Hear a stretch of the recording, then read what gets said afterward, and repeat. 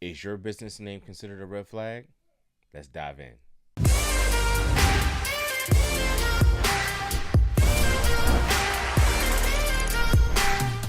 Hey, what's going on, guys? And welcome back to the Believe in Self podcast. My name is Greg, and welcome back. If you've been a long-time viewer, I appreciate you following me and liking these videos. If this is your first time here, please make sure you go hit that subscribe button so you'll know when we drop new videos. And then go check out some of the prior videos that we've made. So today's video, we're going to be talking about, is your business name a red flag? So some people may know and others may not know that in certain industries, your name can be considered a red flag. So if you have a certain type of business name, whether it's like credit repair, transportation, real estate, things of that nature, you can be considered a red flag. So how can we go and avoid becoming a red flag? And also, where can we go and see how these names are available for us to use because you're just starting up a new business, or maybe you want to change your business name?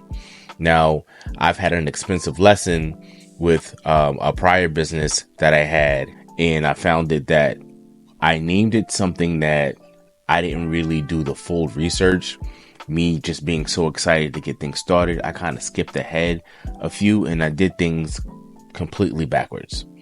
So that's going to be an expensive lesson that I learned, but it's going to be a free lesson for you because I'm going to share my experience with you. I started a business or founded a coffee company, and I went ahead and I didn't do my due diligence in finding them and making sure that the name was available, that there wasn't anyone else in my market using the same name or anything close to it to where there could be an issue. You know, it became one of those things to where I had the company name, I got the website, I got the domain, I got the social media, I had a logo made. And then a few weeks later, come to find out that, you know, I wasn't served with like a cease and desist, but, you know, I was told that, you know, there's another company in this industry with the same name and, you know, you need to change your name because it could be a conflict of interest with intellectual properties. So I went ahead and, you know, changed everything, but it cost me almost $1,000 to redo everything. So my expensive lesson is your free lesson. So we're going to be talking about how to make sure that your business name is available, and what markets and names are considered high risk so you can avoid any issues as you're going through and starting your new business. All right. So I'm going to share my screen with you and we're going to hop over to a website that we can use to see if your name is even available. All right, let's go. Before we get into whether or not the name of your website is available or the name of your business is available, we're going to check out what high risk names and businesses and why they're considered high risk. So they're really considered high risk because the banks consider these industries high risk. And if you go and open up a bank account or you do some type of loan or something like that, they want to make sure that they're able to get the money back for that investment. All right. So we're on a website called feenavigator.com.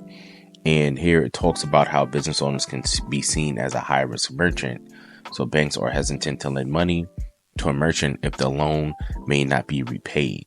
So some industries are considered more volatile or unstable than others. All right. So here's a list of the most popular industries that typically most lenders view as a high risk investment.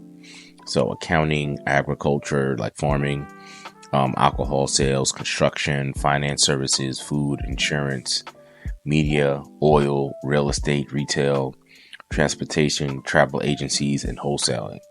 A few new ones are like crypto.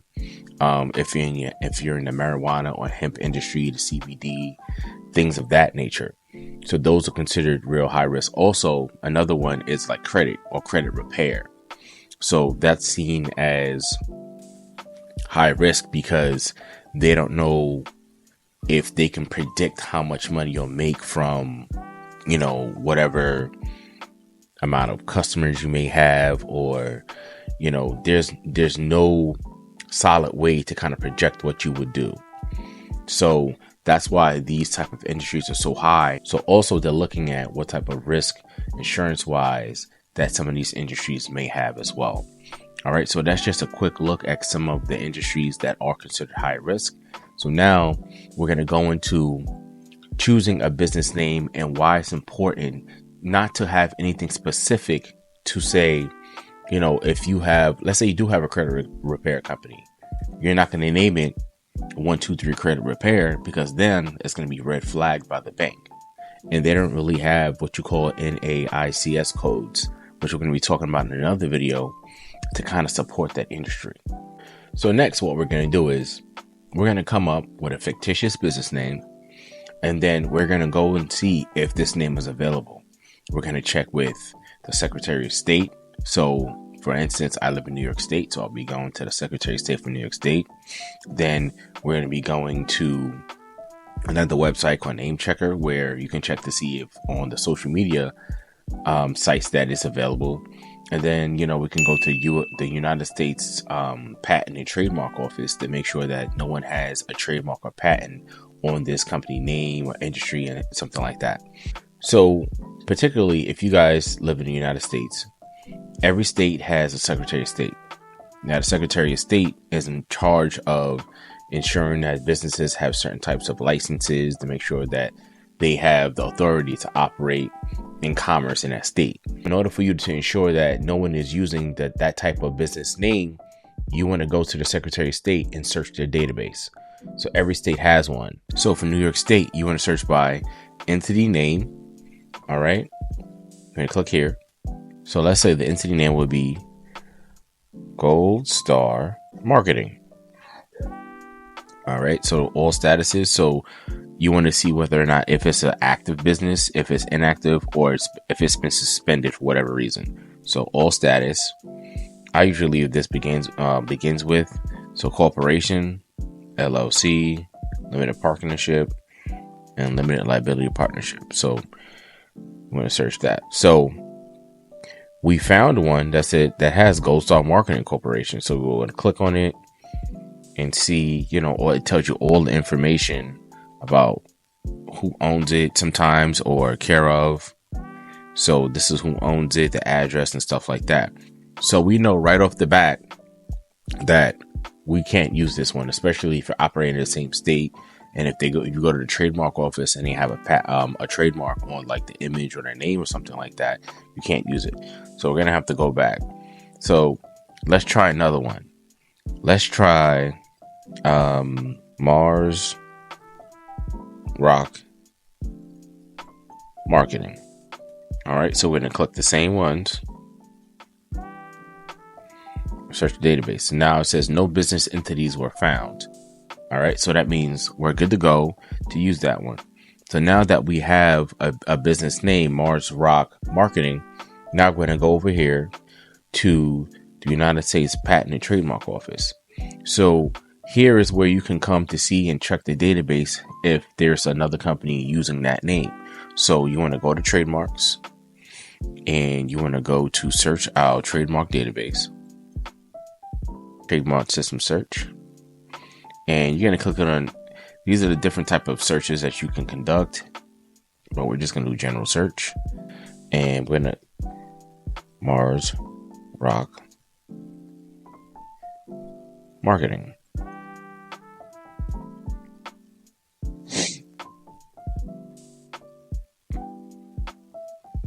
All right, so you see a couple of ones come up with Mars. So this one is development, updating, and maintenance.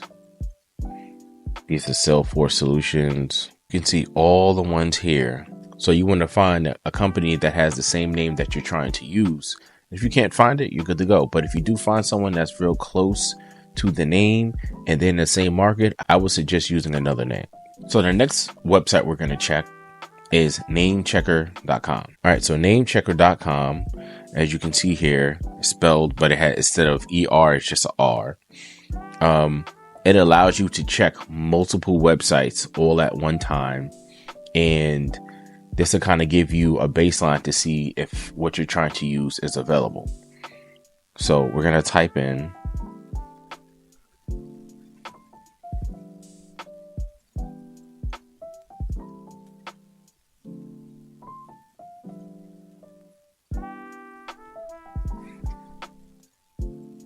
Now we're going to hit search.